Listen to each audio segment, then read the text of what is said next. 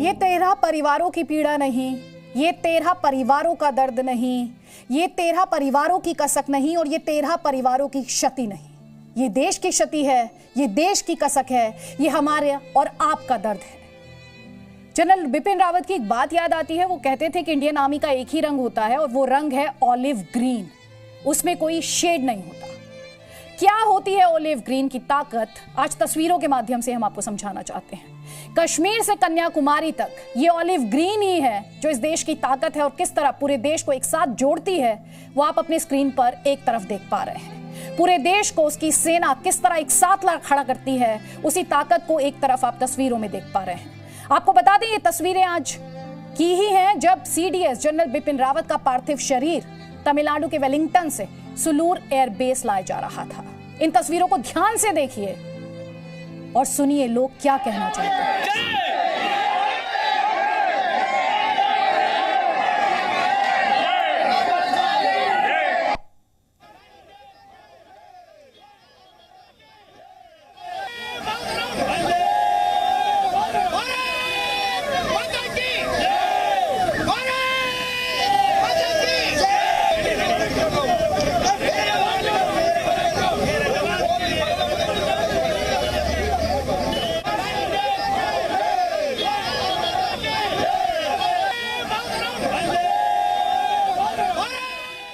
इन तस्वीरों को अगर आपने ध्यान से देखा हो, पुलिस कर्मियों को इन्हें कंट्रोल करने में, इन्हें नियंत्रित करने में काफी मशक्कत करनी पड़ रही है। रास्तों पर दोनों तरफ खड़े लोग अपने नायक, देश के नायक जनरल रावत को आखिरी सलाम करने के लिए मौजूद थे। इनमें सब तबके के लोग थे, आपने तस्वीरों में देखा, बड़े भी थे, बच्चे भी थे, महिलाएं भी थी, क्योंकि ऑलिव ग्रीन सबका है। सेना सबकी हिफाजत करती है और यही है इंडियन आर्मी, या कहना चाहिए यही है ऑलिव ग्रीन वर्दी की असली ताकत भी। महिलाएं विलाप करते हुए, रोते हुए, और यही शायद भारतीय डिफेंस फोर्सेस की सबसे बड़ी ताकत है कि कश्मीर से लेकर कन्याकुमारी तक पूरे देश को एक साथ ला खड़ा करती है, जैसा कि आप इन तस्वीरों में लगातार देख रहे हैं। हम चाहेंगे जनरल बिपिन रावत ने ऑलिव ग्रीन को लेकर क्या कहा था, एक बार आप सुनिए। How do you want to be remembered as a army chief once your tenure is over? One who thought he will never become, but he became, and would like to fade away as one more army officer who thought that he joined the army with a mission and he is leaving the army with the same mission, and that is, I am proud of the uniform that I wear, which is olive green, and I want to tell all my soldiers, मैं हर एक जवानों से बताना चाहूँगा कि olive green का सिर्फ एक ही रंग होता है और वो है ऑलिव ग्रीन, उसमें कोई शेड्स नहीं होते हैं। हम सब एक हैं, हम सब में टीम वर्क होना चाहिए, और इसलिए मैं यही मैसेज दे के निकल के जाना चाहूँगा कि हमने ये कोशिश की कि आर्मी एक टीम वर्क के साथ काम करे, इसमें कोई मतभेद ना हो, और मिशन जो है हमारा वो हमें ईमानदारी के साथ करना है, नहीं तो कोई जगह नहीं है। जनरल बिपिन रावत को आप सुन रहे थे, उनकी कोशिश ना सिर्फ आर्मी टीम वर्क की तरह काम करे, एक टीम की तरह काम करे, उन्होंने जो डिफेंस फोर्सेस थे उनके बीच बेहतर कोऑर्डिनेशन और इंटीग्रेटेड अप्रोच की बात की थी। इस वक्त की जो बड़ी खबर है वो आप तक पहुंचा रहा है। पालम एयरपोर्ट जाएंगे प्रधानमंत्री नरेंद्र मोदी, हमारे सोर्सेस बता रहे हैं। जनरल बिपिन रावत को वो श्रद्धांजलि देंगे।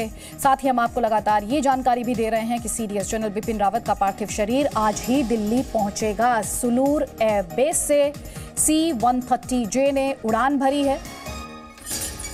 13 पार्थिव शरीर C-130J ने उड़ान भरी है इन 13 शरीरों के साथ, पार्थिव शरीर के साथ, और देर शाम दिल्ली के पालम पहुंचेगा C-130J। कृष्णमोहन मिश्रा और डिटेल्स के साथ। कृष्णमोहन मिश्रा, कितने बजे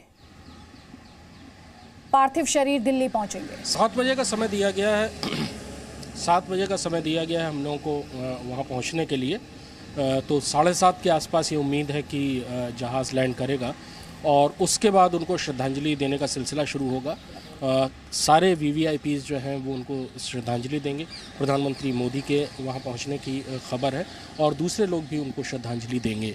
दरअसल एक और मैं आपको बताऊँ अदिति की ये परंपरा कि कोई भी कहीं पर भी वीरगति प्राप्त हुई हो किसी को, किसी सैनिक को, उसका शव, उसका पार्थिव शरीर दिल्ली लाया जाएगा और एयरपोर्ट पर उसको श्रद्धांजलि दी जाएगी। ये परंपरा शुरू हुए अभी ज़्यादा दिन नहीं हुए हैं और जनरल बिपिन रावत ने इस परंपरा को बहुत ज़्यादा आगे बढ़ाया था कि कोई भी कहीं पर भी किसी सैनिक को वीर गति पाता था तो जनरल बिपिन रावत उसको श्रद्धांजलि देने दिल्ली एयरपोर्ट पर ज़रूर जाते थे। आज जनरल बिपिन रावत का पार्थिव शरीर वहाँ पर आएगा। उनके साथ जो बाकी साथी थे, ब्रिगेडियर लिद्दर, कर्नल हरजिंदर सिंह और दूसरे जो सैनिक थे जिन्हें वीर गति मिली, उन सब के पार्थिव शरीर आज यहाँ लाए जाएंगे पालम में और देर शाम पहुँचने के लिए हमें बताया गया है और उसके बाद यहाँ पर उनको श्रद्धांजलि दी जाएगी। अदिति, जानकारी भी है कि जब पार्थिव शरीर पहुंचेंगे तो वहां पर कौन कौन मौजूद होगा, क्योंकि प्रधानमंत्री के श्रद्धांजलि देने के लिए जाने की बात सामने आ रही है, रक्षा मंत्री के पालम एयरपोर्ट जाने की बात आ रही है, एनएसए अजीत डोवल भी जाएंगे। आपके पास और क्या इन्फॉर्मेशन है? ये बताया गया कि एक लंबी लिस्ट होगी, सारे डिग्नेटरीज जितने हैं, जितने भी वीवीआईपीज़ हैं, बड़े नेता हैं, वो सारे के सारे वहाँ पहुँचेंगे, चाहे वो राजनीति के क्षेत्र के हों या सेना के क्षेत्र में हों। तीनों चीफ के वहाँ पहुँचने की संभावना है।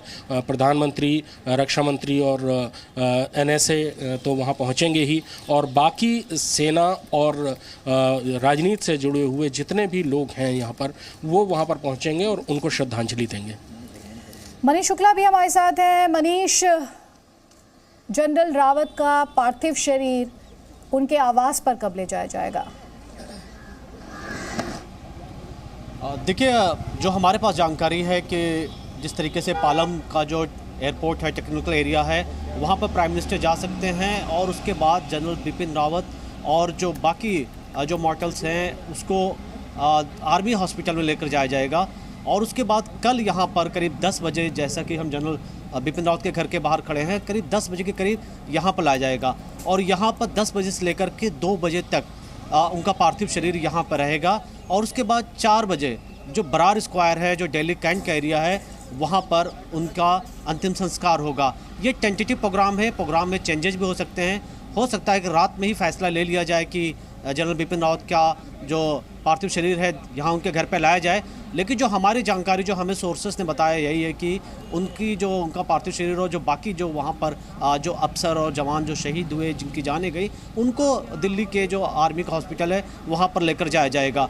और पालम टेक्निकल एरिया में भी छोटा सा प्रोग्राम होगा जिसमें कई कैबिनेट जो मिनिस्टर्स हैं, साथ में एनएसए डोवल, वो वहाँ पर तो जाएंगे ही, लेकिन इसके साथ बरार स्क्वायर पे भी जहाँ पर जनरल बिपिन रावत की अंत्येष्टि होगी, वहाँ पर भी कई तरीके के काफ़ी बड़ा एक तरीके से उनका अंतिम संस्कार, वहाँ पर लोग जो वीआईपीज़ हैं वो वहाँ पर पहुँचेंगे।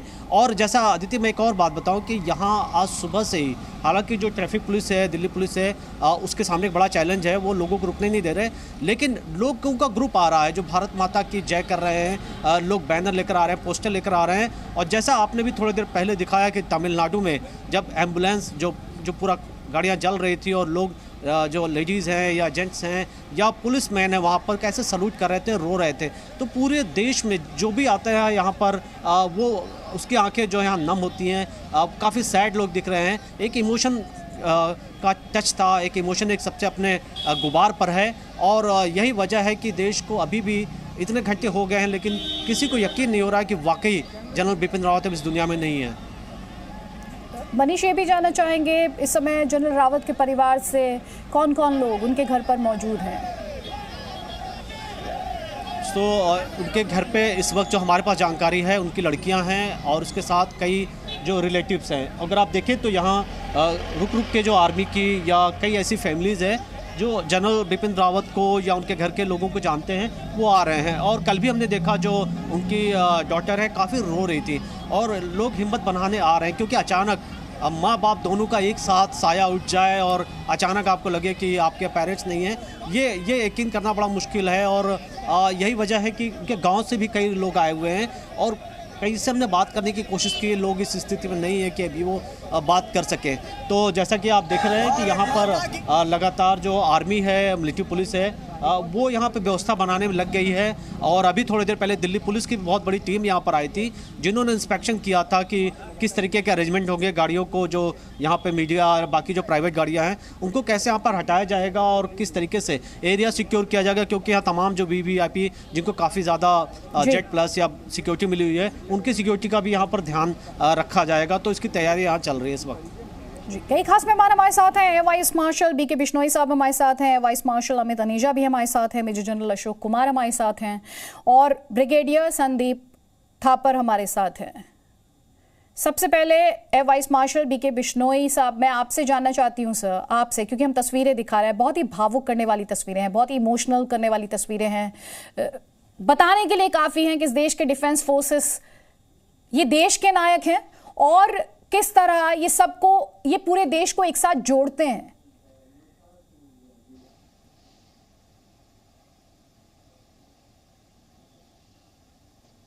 Air vice marshal BK Bishnoi ji, सुन पा रहे हैं आप मुझे? और जी हाँ, ये सारे देश के लिए बहुत दुर्भाग्य की बात हुई। कल मैंने भी दोपहर में टीवी पे जब उनके निधन के बारे में, तो नहीं पता था उस वक़्त, लेकिन ये जो एक्सीडेंट हुआ ये बहुत सीरियस था। हम सब ने दुआएं की उनके लिए, ये चाहा कि भगवान उन सबको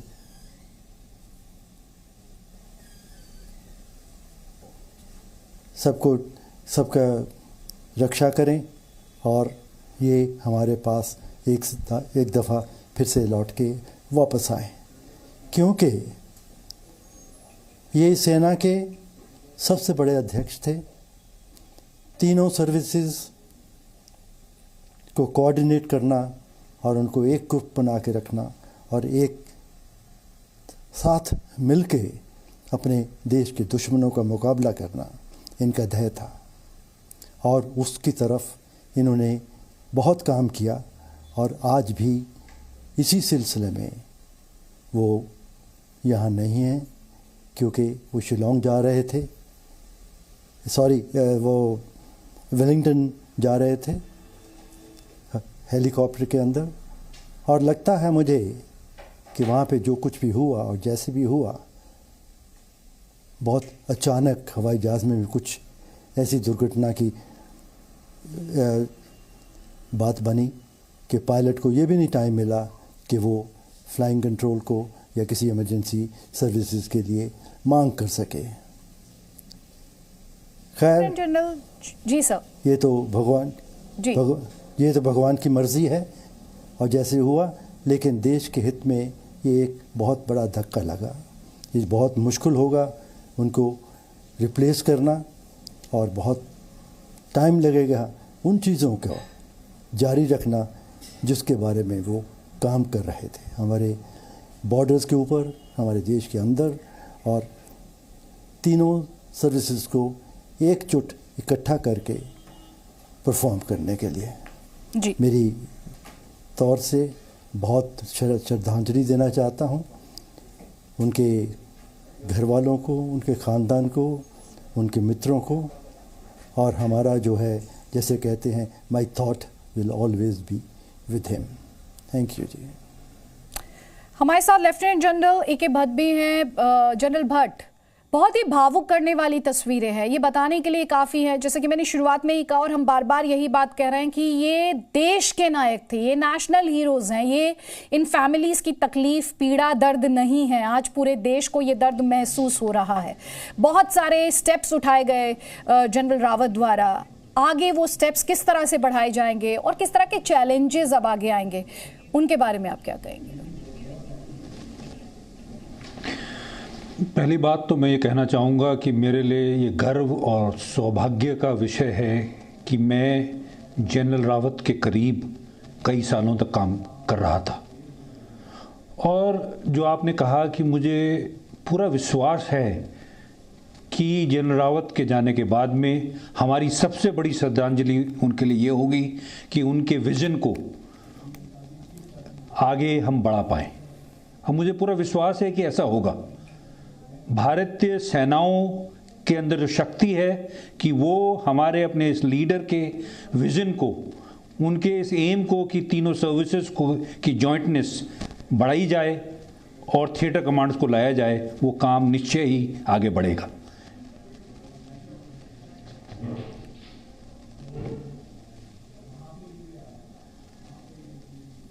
जनरल भाट, आप मुझे सुन पा रहे हैं? जी हाँ, मैं आपको सुन पा रहा हूँ। जी, अगर सबसे बड़े कंट्रीब्यूशन के लिहाज से बात की जाए जनरल रावत के, तो जो हमारी सभी एक्सपर्ट से बात हुई, एक तो मॉडर्नाइजेशन ऑफ फोर्सेस और दूसरा समन्वय, तीनों फोर्सेस के बीच में किस तरह समन्वय स्थापित किया जाए, कोऑर्डिनेशन हो, जॉइंटनेस किस तरह से देखने को मिले। आपके जहन में अगर आपने, क्योंकि जनरल रावत के साथ बहुत अरसे तक काम किया, जैसे कि आपने भी कहा, सबसे बड़ा कंट्रीब्यूशन आप क्या मानते हैं जनरल रावत का? सबसे बड़ा कंट्रीब्यूशन ये है कि उन्होंने हमारा ऑपरेशनल सोचने का तरीका ही बदल डाला। उन्हीं के सर्विस के दौरान और उनके चीफ होने के दौरान ऐसा हुआ कि डोकलम क्राइसिस या उससे पहले जब वो कोर कमांडर थे, जब म्यांमार में ऑपरेशंस हुए, और हमारी एटीट्यूड अपने नेबर्स को हैंडल करने के लिए डिफेंसिव से एक रेजोल्यूट और ऑफेंसिव बन गई। ये उनका एक बहुत बड़ा कंट्रीब्यूशन है जो साइकोलॉजिकली पूरी आर्म्ड फोर्सेस के अंदर आया, और उसी वजह से आगे जो भी क्राइसिस आएंगी और जो आई हैं उसको भारतीय सेना ने बड़ी क्षमता से हैंडल किया। और साथ ही पूरी सेना के अंदर जो सिनर्जी और जो आपस में जवान से लेकर ऑफिसर के रिलेशनशिप को इम्प्रूव करने के लिए जो उन्होंने कंट्रीब्यूट किया है, वो कंट्रीब्यूशंस हमेशा ही हमारे साथ रहेंगे। जनरल भट्ट, बहुत बहुत शुक्रिया, आपने जी न्यूज़ के लिए वक्त निकाला और आपने जो एक्सपीरियंसेस आपके जनरल रावत के साथ रहे आपने वो शेयर किए हैं, उसके लिए बहुत बहुत शुक्रिया। हमारे साथ और भी कई खास मेहमान, air vice martial Amit Taneja. Black box मिलने की बात कही जा रही है। सर, आज एक वीडियो भी आया, पार्थिव शरीर आज पहुंचेगा दिल्ली, लेकिन अगर इस हेलीकॉप्टर क्रैश के बारे में और ज़्यादा डिटेल में आपसे समझना चाहूँ तो आज एक वीडियो आया, 19 सेकंड का ये वीडियो है। अगर आपने ये वीडियो देखा हो, क्योंकि उस वीडियो को लेकर हमारी एक्सपर्ट से बात हुई तो सबने कहा उस वीडियो में जो बहुत बड़ी चीज़ नज़र आती है वो ये कि हेलीकॉप्टर इस वीडियो में बैलेंस, संतुलन खोता दिखाई देता है। अगर आपने ये वीडियो देखा हो तो आपके थॉट्स, और जब से इस क्रैश को लेकर आपने ये खबर सुनी है, आपके इनसाइट्स क्या कहते हैं? देखिए, दो चीज़ें हैं। पहले तो ये सोशल मीडिया का ज़माना है और इसलिए कोई भी इस तरह की चीज़ जो कि दर्शाई जाती है, मुझे सुनने में आया कि एयरफोर्स ने इस वीडियो की अभी तक कोई पुष्टि नहीं की है। तो ये मानना कि ये वही हादसा है, मैं उसके लिए भी थोड़ा सा श्योर नहीं हूँ। खैर, अगर ये है भी तो मैं इसके बेसिस पे कोई निष्कर्ष नहीं निकालना चाहूँगा। मैं सोचता हूँ कि जैसे आपने कहा कि जो ब्लैक बॉक्स है वो मिल गया है, एक बड़ी high level court of inquiry team establish हुई है जिसके अंदर की एक serving air marshal 3 star rank उसकी अगुवाई कर रहे हैं। और बहुत जल्द ये जो ब्लैक बॉक्स है, मैं आपको ये भी जानकारी दूँ सारे देशवासियों को कि ब्लैक बॉक्स जो है एक बड़ी इसमें क्षमता है कि बहुत ज़्यादा इंफॉर्मेशन वो कैप्चर कर सकता है। इसके 2 भाग होते हैं, एक उसका जो कि भाग है जो कि कम्युनिकेशन पायलट्स के बीच में जो बात होती है उसको कैप्चर करता है, और जो कि ऑडियो पार्ट है, और उसके अंदर एक डिजिटल रिकॉर्डर है जो कि डेटा पैरामीटर्स जो हैं वो उनको रिकॉर्ड करता है।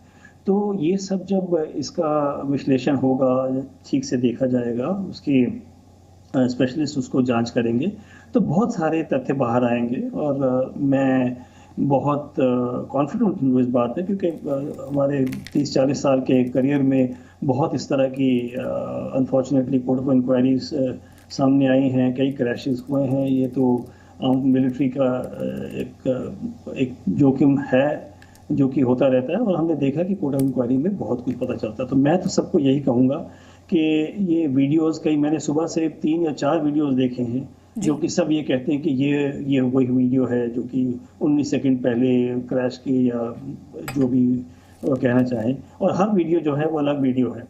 जी तो मैं चाहूँगा कि लोग जब तक कि इसका असली कोई जांच से पता न चले, कोई इसका कोई निष्कर्ष ना निकाले, जी जी और बहुत जल्द ही ये कोर्ट ऑफ इंक्वायरी से इसका पता चलेगा।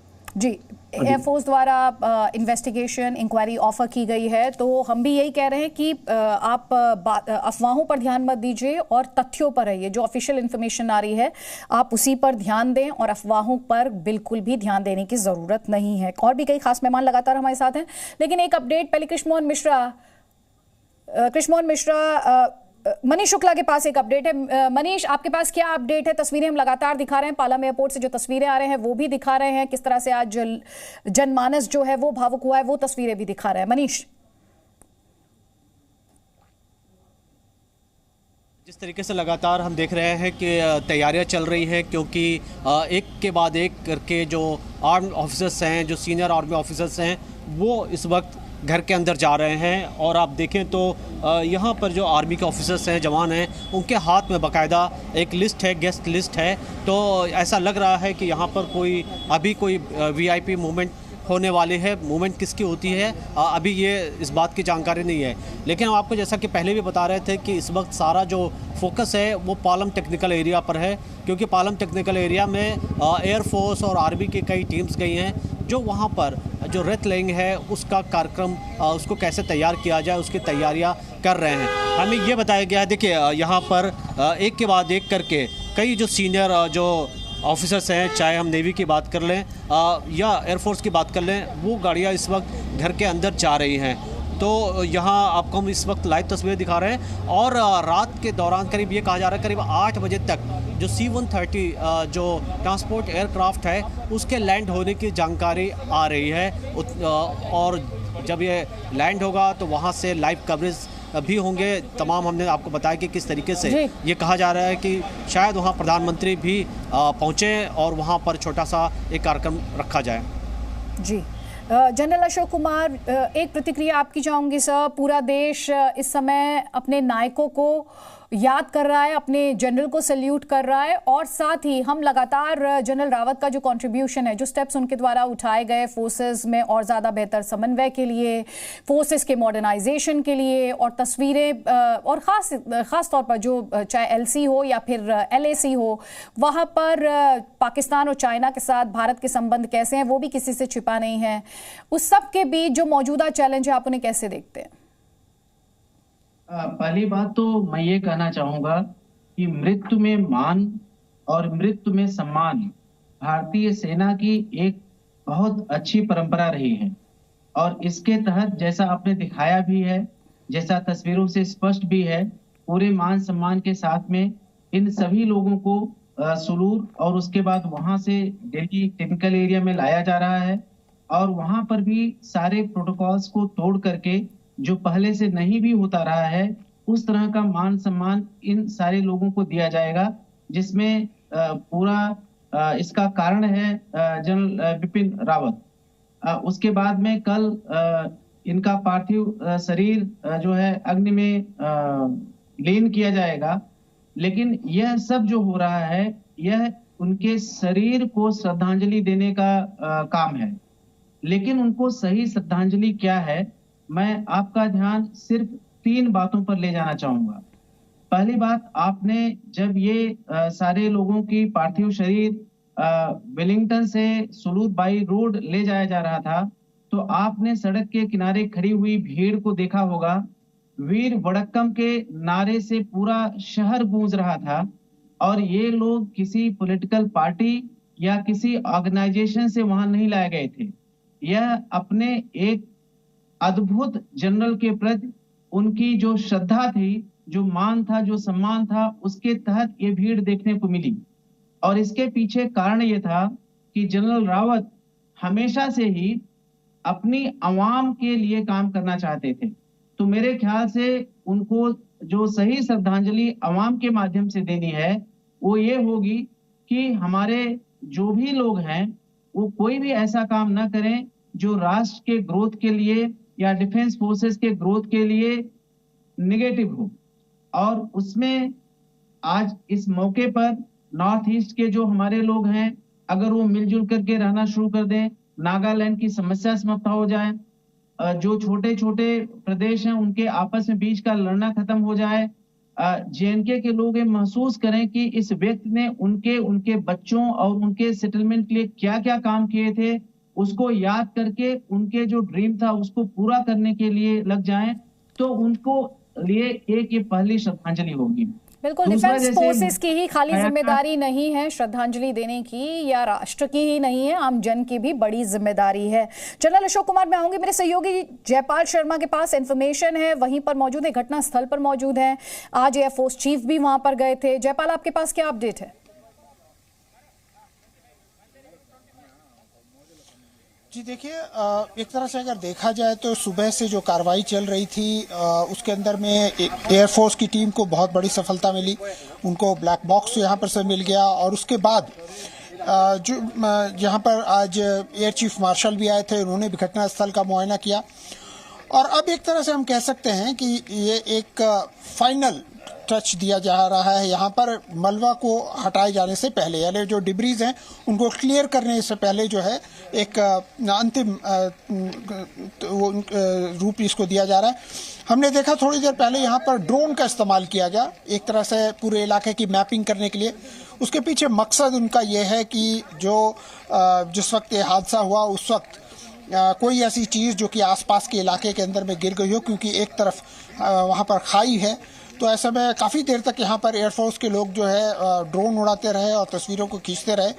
ज़रूर उसका एनालिसिस किया जाएगा और देखा जाएगा कि क्या उसके अंदर में ऐसी कोई चीज़ है जो उनके इन्वेस्टिगेशन में मदद कर सकती है। हालांकि ब्लैक बॉक्स का मिलना बहुत बड़ी राहत की बात है, क्योंकि माना जाता है कि जब भी कोई प्लेन या हेलीकॉप्टर क्रैश होता है तो उस वक्त प्लेन के अंदर में क्या हुआ, उस वक्त में क्या बात हुई या क्या कोई टेक्निकल स्नैग हुआ, वो उसमें ज़रूर रिकॉर्ड होते हैं, तो उसका मिल जाना बहुत बड़ी बात है। दूसरी सबसे बड़ी डेवलपमेंट ये है कि जो ग्रुप कमांडर वरुण सिंह हैं उनको यहाँ पर से जो है बेंगलुरु शिफ्ट किया गया है बेहतर इलाज के लिए। उनकी स्थिति हालांकि क्रिटिकल है, लेकिन बेंगलुरु के कमांड हॉस्पिटल में उनको भर्ती कराया जाएगा और वहाँ पर उनका इलाज आगे का चलेगा। जी कई खास मेहमान हमारे साथ हैं, लेकिन जल्दी से एक अपडेट लेंगे मनीष से। मनीष, आप थोड़ी देर पहले बता रहे थे कि जनरल रावत के घर पर थोड़ी सी हलचल तेज हुई है, क्या कोई वीआईपी वहां पर पहुंचे हैं, आमजन आपको वहां पर दिखाई दे रहे हैं, क्या है इस वक्त अपडेट्स जनरल रावत के घर के बाहर से?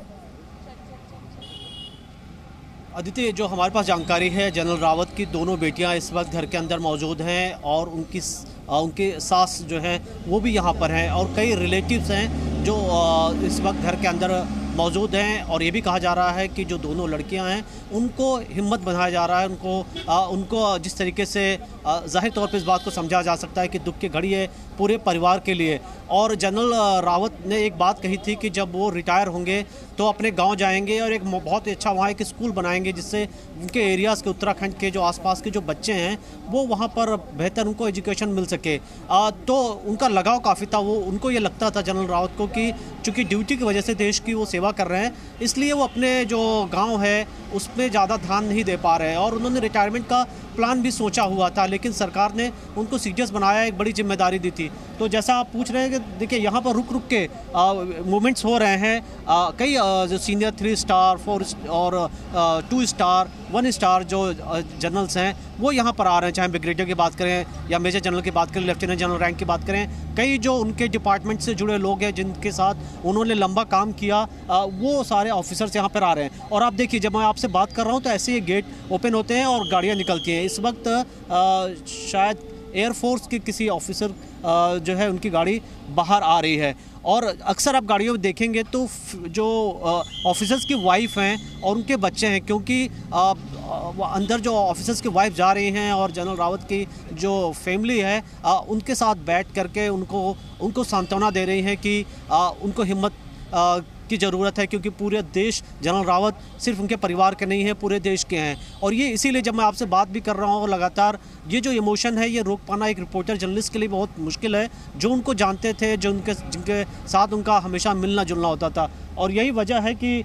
आप देखें तो दोनों साइड में पुलिस की चेक पोस्ट भी लगाए गए हैं और लोगों को बाकायदा रोका जा रहा है, क्योंकि ये कहा जा रहा है कि भीड़ काफ़ी ज़्यादा ना हो पाए क्योंकि सिक्योरिटी के भी चैलेंजेज हैं। और सामने जैसा हमने आपको पहले भी दिखाया, यहाँ देखिए आप मिलिट्री पुलिस, दिल्ली पुलिस और जो आर्मी है उनके जो तमाम जो सर्विंग जवान और ऑफिसर्स हैं वो यहाँ पर मौजूद हैं। तो इस वक्त ये ताज़ा हालात हैं, चूँकि अभी सारा फोकस जो पालम टेक्निकल एरिया में है और वहाँ से ये बताया जा रहा है कि उसके बाद ये फैसला होगा कि आज ही रात में उनका पार्थिव शरीर जनरल रावत का यहाँ लाया जाएगा या कल लेकर के आया जाएगा। लेकिन मेरी जो जानकारी है कि मुझे यही बताया गया है कि कल दिन में 10 बजे उनके पार्थिव शरीर को लाया जाएगा बाकायदा, और यहाँ पर 2-3 घंटे रखा जाएगा 2 बजे तक। और कई गणमान्य लोग हैं, क्योंकि जो उत्तराखंड या देश के दूसरे हिस्से के लोग हैं वो भी इस बात को वो चाहेंगे कि उनको भी मौका मिले। क्योंकि पालम टेक्निकल एरिया में कॉमन आदमी को जाने की इजाज़त नहीं होती है, इसलिए वहाँ पर सर्टेन जो फॉर्मेलिटीज़ हैं या जो कई जो वीवीआईपीज़ हैं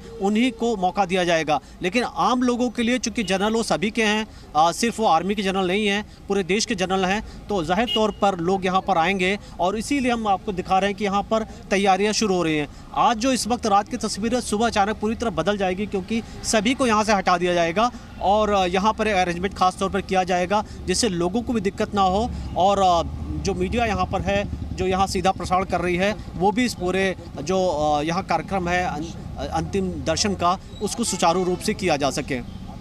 आपके पास, क्योंकि अपडेट्स लगातार मिल रहे हैं। प्रधानमंत्री नरेंद्र मोदी जाएंगे पालम एयरपोर्ट श्रद्धांजलि देने के लिए, रक्षा मंत्री जाएंगे, लगातार तस्वीरें आ रही हैं, पालम एयरपोर्ट से भी तस्वीरें आ रही हैं, सारी तस्वीरें और जानकारी जी न्यूज़ लगातार आप तक पहुंचा रहा है। इस सब के बीच बहुत ज़रूरी हो जाता है MI-17 जो हेलीकॉप्टर क्रैश हुआ उसके बारे में इंफॉर्मेशन आप तक पहुंचाना। तो आपको बता देते हैं, ये MI-17 जिसे बहुत ही सेफ हेलीकॉप्टर कहा जाता था, इसकी खासियत क्या है? 250 किलोमीटर प्रति घंटा की रफ्तार और ये 6000 मीटर की ऊंचाई तक जा सकता है। 36 सैनिकों को ले जाने की इसकी क्षमता। अगर क्रू मेंबर्स की बात करें तो 2 पायलट और 1 इंजीनियर। हेलीकॉप्टर में 12 स्ट्रेचर्स और साथ ही 13,000 किलोग्राम का टेक ऑफ वेट ये कैरी कर सकता है। इसके अलावा 45 क्विंटल वजन के साथ उड़ान।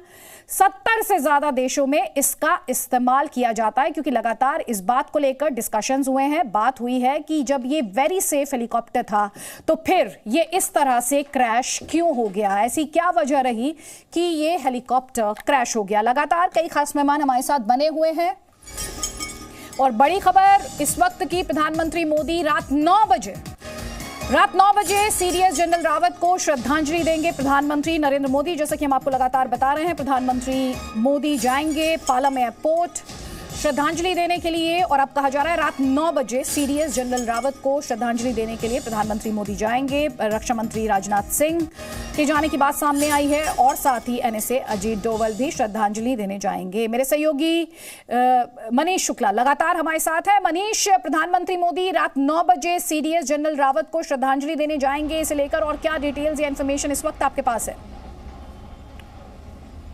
देखिए, प्रधानमंत्री रात के 9 बजे जा रहे हैं पालम टेक्निकल एरिया में और इसके लिए वहाँ पर तमाम जो सिक्योरिटी तैयारियाँ शुरू हो गई हैं। आज तमाम उन्हीं लोगों को परमिशन दिया जाएगा जिनके पास परमिशन के लेटर होंगे।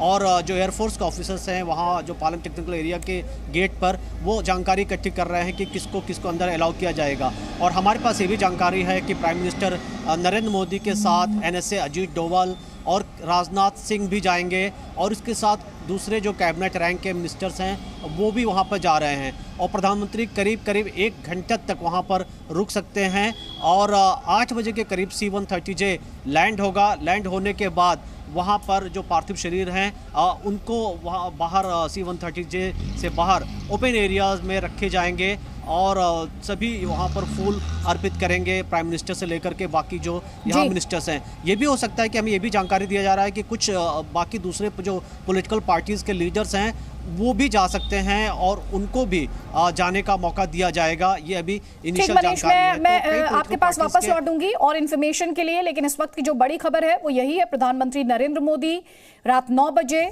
सीडीएस जनरल रावत को श्रद्धांजलि देंगे। रक्षा मंत्री और रक्षा राज्य मंत्री भी जाएंगे श्रद्धांजलि देने। एनएसए अजीत डोवल जाएंगे श्रद्धांजलि देने और साथ ही तीनों सेनाओं के प्रमुख भी मौजूद रहेंगे। रात 9 बजे प्रधानमंत्री मोदी जाएंगे सीडीएस जनरल रावत को श्रद्धांजलि देने। ब्रिगेडियर संदीप थापर हमारे साथ हैं। जल्दी से सर आपका एक कमेंट। हम बहुत ही भावुक तस्वीरें देख रहे हैं, बहुत इमोशनल तस्वीरें देख रहे हैं। इस वक्त दर्द तकलीफ में लोग हैं, लेकिन साथ ही जो जनरल रावत ने इनिशिएटिव्स लिए और जो कदम उठाया, अब उनको किस तरह से आगे लेकर जाना है, वो भी एक बड़ी जिम्मेदारी होगी। देखिए अदिति, मैं ये फोटो जो आप दिखा रहे हैं देख के बहुत सरप्राइज्ड हूँ, और अगर मौका इतना गमगीन ना होता तो प्लेजेंटली खुश भी होता कि जनरली क्या होता है जब ऐसी अचानक किसी की वजह मौत होती है, तो जब बॉडी या तो कैंटोनमेंट में आती है या उसके घर गांव में या शहर में जाती है, तो इतना क्राउड मैंने देखा है जो रास्ते में फूल बरसा रहे होते हैं और दिवंगत की जय जयकार कर रहे होते हैं। लेकिन यहाँ पर चेन्नई जैसी जगह में रास्ते में कोयम्बटूर के रास्ते में लोग खड़े हुए हैं और फूल बरसा रहे हैं, कुछ रो रहे हैं, भावुक हो रहे हैं। उसको देख के मैं बहुत सरप्राइज्ड हूँ और एक दिल में खुशी भी हो रही है कि लोगों को पता था कि ये सीडीएस कितना महत्वपूर्ण आदमी था और उनके जाने से बहुत दुख हुआ है। बाकी जनरल रावत की बात करें तो जनरल रावत एक नो नॉनसेंस कमिटमेंट वाले बंदे थे, और जो बेस्ट पार्ट उनका था कि वो एक चीज को कैसे अचीव किया जाए with in the given resources. मैं आपको एग्जांपल देना चाहता हूं। करीब 20 साल से इंडियन आर्मी राइफल बंदी करने की कोशिश कर रही है। एक राइफल आइडेंटिफाई भी की जो इंपोर्ट करनी थी, लेकिन क्योंकि क्वांटिटी तकरीबन 10-12 लाख राइफल इंपोर्ट करनी थी, the amount was very large, तो बजट में फिट नहीं हो रहा था। काफी सालों से, काफी चीफ के टाइम से ये प्रॉब्लम चल रही थी। जनरल रावत आए तो उन्होंने बड़ा बढ़िया सा उसका सोल्यूशन निकाला। उन्होंने कहा जो फाइटिंग इन्फेंट्री के एलिमेंट्स हैं उनको वो राइफल दो, और बाकी जो नॉर्मल जो टैंक मैन या आर्टी वाले हैं जो एग्जैक्ट नहीं, उनको दूसरी राइफल दो। एक जो अभी मैन्युफैक्चर होनी शुरू है, तो एक ही मूव में उन्होंने इतनी अच्छी डिसीजन लिया कि दोनों रिक्वायरमेंट पूरी होगी, हथियार भी नए आ गए और बजट की कंस्ट्रेंट्स के विद इन बजट की कंस्ट्रेंट। तो ये उनकी एक सोच विचार की शैली थी कि प्रोग्रेसिव, और कि we have to achieve the target, कैसे अचीव करना है to within the given resources. ये एक बहुत अच्छी क्वालिटी थी उनमें। ब्रिगेडियर थापर, आप एक बहुत ही अहम पॉइंट यहाँ पर हाईलाइट करें कि लिमिटेड रिसोर्सेज में किस तरह से मैनेज करना है, ये जनरल रावत से बेहतर कोई नहीं सिखा सकता था, और ये अपने आप में बहुत बड़ी बात है, बहुत बड़ी खासियत की बात यहाँ पर, हम उनकी एक ताकत की बात यहाँ पर कर रहे हैं। कई खास मेहमान लगातार हमारे साथ बने। मेरे सहयोगी मनीष शुक्ला ये बड़ी खबर दे रहे हैं, जैसा कि हम आपको लगातार बता रहे हैं, प्रधानमंत्री नरेंद्र मोदी रात 9 बजे जाएंगे जनरल रावत को श्रद्धांजलि देने के लिए। उनके साथ रक्षा मंत्री होंगे राजनाथ सिंह, रक्षा राज्य मंत्री होंगे एनएसए अजीत डोवल होंगे, और साथ ही तीनों सेनाओं के प्रमुख भी वहां मौजूद रहेंगे। जो विमान है पार्थिव शरीर को लेकर वो निकल चुका है सुलूर एयरबेस से। अब पालम एयरपोर्ट पर ये पार्थिव शरीर पहुंचेंगे। कितने बजे पहुंचेंगे जानने के लिए मनीष हम बताने के लिए मनीष हमारे साथ है। मनीष, कितने बजे पार्थिव शरीर पहुंचेंगे? देखिए तस्वीरें जो हैं बहुत भावुक करने वाली हैं। ये पीड़ा, ये दर्द बहुत ही ज़्यादा भावुक करने वाला है। मनीष, कितने बजे ये माना जा रहा है कि विमान लैंड करेगा पालम एयरपोर्ट पर, क्योंकि प्रधानमंत्री तो जाएंगे श्रद्धांजलि देने के लिए रात 9 बजे। देखिए अदिति, करीब 4:30 बजे C-130J वहाँ से टेक ऑफ किया है और 3 घंटे का रास्ता है। तो आप समझ सकते हैं 7:30 से 8 के बीच में C-130J लैंड होगा पालम का जो टेक्निकल एरिया है, और उसके बाद वहाँ पर जो अंतिम दर्शन के लिए भी वहाँ व्यवस्था बनानी होगी, जिसमें कम से कम आधे घंटे लग सकते हैं। तो इसी वजह से 9 बजे का वक्त दिया गया है। लेकिन उसके पहले ही हम देखेंगे कि 8:30 बजे के करीब जो बाकी जो VVIPs हैं या तीनों जो फोर्सेस हैं उनके चीफ वहाँ पहुँचने लगेंगे। रक्षा मंत्री वहाँ पर जा रहे हैं, एनएसए अजीत डोवल जा रहे हैं, और रक्षा राज्य मंत्री तो होंगे ही, लेकिन साथ में ये भी हो सकता है कि अपोजिशन पार्टीज़ के लीडर्स भी जाएं, जिसमें कई जो दिल्ली में लीडर्स हैं वो भी जा सकते हैं। कईयों ने इच्छा इस बात की जताई है। दूसरा जो कार्यक्रम है वो यहाँ कल घर पे होगा उनके, जैसा हमने आपको बताया कि जो आम लोग हैं वो भी दर्शन करना चाहेंगे, तो सभी को मौका दिया जा रहा है। चूँकि कल यहाँ काफ़ी भीड़ होने वाली है, और ये एक सिस्टम शुरू किया गया है कि जब भी हमारे जो बहादुर जवान हैं या अफसर हैं, जब वो वीर गति को प्राप्त होते हैं, जब वो शहीद होते हैं, तो पालम का जो एरिया है वहाँ पर रथ लेंग का कार्यक्रम रखा जाता है। और यही वजह है कि ये एक ऑफिशियल कार्यक्रम है और यहाँ पर जब 2 बजे तक सबको ये कहा जाएगा कि वो आ सकते हैं। एक लंबी हम यहाँ पर क्यों देखेंगे, लंबी से लाइनें लगी होंगी और 2 बजे के बाद जो ट्रक्स हैं आर्मी के, उनको फूलों से सजाया ट्रक्स लाया जाएगा और पूरी गाड़ियों का काफिला निकलेगा। बरार स्क्वायर जो दिल्ली कैंट के अंदर एरिया है, करीब यहाँ से आप ये मान सकते हैं 10 किलोमीटर दूर है। और बरार स्क्वायर में फिर से जो VVIPs हैं वो वहाँ पर आएंगे और जाहिर तौर पर जो जनरल रावत का परिवार है, जो दोनों लड़कियाँ और उनके भाई के बारे में भी जानकारी है कि वो भी हैं, उनकी सास भी हैं, पूरा परिवार बरार स्क्वायर जाएगा और वहाँ पर अंतिम जो अंत्येष्टि का कार्यक्रम है वो संपन्न होगा। तो जाहिर तौर पर अभी तक लोगों के सामने जनरल रावत के विजुअल्स नहीं आए हैं। जब ये विजुअल्स वो देखेंगे और जब काफिला देखेंगे, वो वक्त जो इमोशन के लिहाज से आप बात करें, भावुकता के लिहाज से बात करें, वो सभी के लिए बहुत मुश्किल होगा उसको कंट्रोल करना। लगातार जो तस्वीरें आ रही है मनीष, वो बहुत भावुक करने वाली हैं। आप वहां पर जनरल रावत के घर के बाहर मौजूद है, लेकिन हमने तस्वीरें लगातार दिखाई हैं किस तरह देश अपने जनरल को सल्यूट कर रहा है, अपने जनरल को विदाई दे रहा है। आज हमने शुरुआत ही उन तस्वीरों के साथ की जब एम्बुलेंस में उनका पार्थिव शरीर वेलिंगटन से सुलूर एयरबेस के लिए निकला, तब कितनी भावुक कर देने वाली तस्वीरें आई थी। सड़क के दोनों ओर लोग पुष्प वर्षा करते हुए भारत माता की जय, वंदे मातरम की गूंज। ऐसा लगा कि ये बताने के लिए काफ़ी था कि ऑलिव ग्रीन की ताकत क्या है। जिस ऑलिव ग्रीन की बात जनरल रावत किया करते थे, उसकी ताकत क्या है वो उन तस्वीरों में देखने को मिली, जैसा कि आप एक बार फिर इस वक्त इन तस्वीरों में देख पा रहे हैं। मेरे सहयोगी जयपाल शर्मा भी हमारे साथ हैं, घटनास्थल पर मौजूद हैं जहां पर ये अनफॉर्चुनेट हेलीकॉप्टर क्रैश हुआ था। जयपाल शर्मा, इन्वेस्टिगेशन के लिहाज से अगर बात की जाए तो इंडियन एयरफोर्स ने इंक्वायरी की बात की है, जाहिर तौर पर जांच होगी, ब्लैक बॉक्स मिला। आपकी तमाम एक्सपर्ट से बात हो रही है, वो आपसे क्या बता रहे हैं? और कल जो वीडियो आया जिसकी पुष्टि जी न्यूज़ नहीं करता है, उसमें एक मिस्ट या फॉग या क्लाउड कवर, क्या लोगों से बात हो पाई? स्थानीय लोग जो हैं वो क्या बता रहे हैं आपको? जी देखिए, ये चीज़ जो है इसको लेकर के अभी तक बहुत ज़्यादा स्पष्टता नहीं है, लेकिन जिस तरह के वीडियोस आए हैं और आज सुबह से मैं यहाँ पर हूँ और मैं लगातार इस बात को देख रहा हूँ कि यहाँ मौसम किस तरह से अपना रूप बदलता है। देखिए, अभी से थोड़ी देर पहले जब हमने लाइव शुरू किया था तो चीजें बहुत ज्यादा स्पष्ट थी। अभी मैं अपने कैमरा पर्सन को बोलूंगा वो दिखाएं, क्योंकि वो जो सामने भी जो जहां पर डिब्रीज पड़ी हुई है, यहाँ जो यानी जो मलबा पड़ा हुआ है, वो हमें साफ नजर आ रहा था, लेकिन अभी आप देखिए तो पूरी तरह से वहां पर धुंध छा गई है। ये स्थिति जो है यहाँ पर थोड़ी थोड़ी देर के बाद बदलती रहती है और इसलिए ये तय कर पाना कि दरअसल हादसे की वजह क्या रही अभी बड़ा मुश्किल है।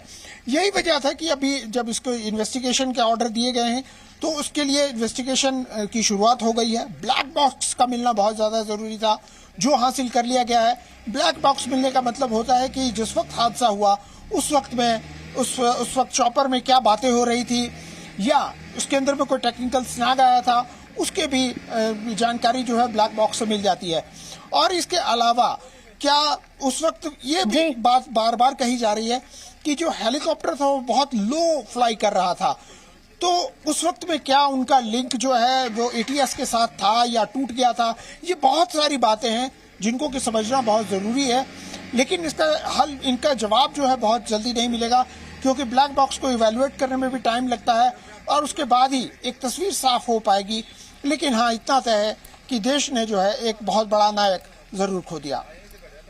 और देश के नायक को ही आज आमजन जो है, जनमानस लगातार अपने अपने तरीके से श्रद्धांजलि दे रहा है। मनीष शुक्ला से एक अपडेट ले लेते हैं। मनीष, आपके पास कोई अपडेट? रात 9 बजे प्रधानमंत्री जाएंगे श्रद्धांजलि देने जनरल रावत के घर। आप लगातार बता रहे हैं कि VIPs के आने का सिलसिला जारी है। इस वक्त उनके घर पर कौन VIP, अगर कोई VIP मौजूद है, और किस किस के आने की संभावना है? बिल्कुल, देखिए अलग आदित्य, एक बात मैं आपको बताना चाहूँगा कि जो मी 17 V5 है, चॉपर है, जिसमें मैंने खुद भी कई बार उसमें विज़िट की है, और उस चॉपर की एक और आपको क्वालिटी बता दें कि जो पायलट होते हैं वो जब वेदर ख़राब होता है तो उनका डिसीजन होता है कि उसमें उड़ सकते हैं, नहीं उड़ सकते। और जैसा आप जब कार चलाते हैं तो कार में GPS होता है, नेविगेशन।